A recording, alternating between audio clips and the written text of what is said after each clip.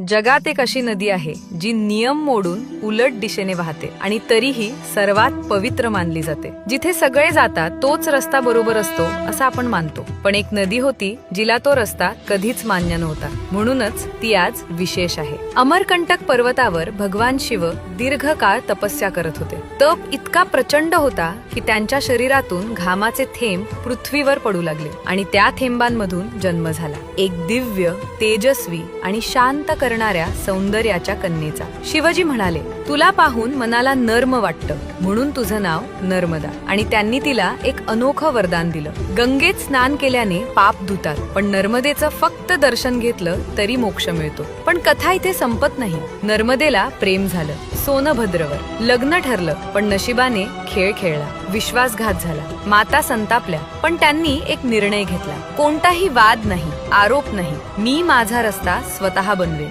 आणि जिथे सगळ्या नद्या पूर्वेकडे वाहतात तिथे नर्मदा पश्चिमेकडे वळली। नर्मदा आपल्याला एक मोठा धडा देते, जीवनात धोके येतील, लोक तुम्हाला मागे खेचतील, पण स्वाभिमान असेल तर तुम्ही स्वतःचा नवा मार्ग तयार करू शकता। आजही लाखो लोक नर्मदेची परिक्रमा करतात, कारण ती फक्त नदी नाही, ती शक्ती, पवित्रता आणि आत्मविश्वासाचं प्रतीक आहे।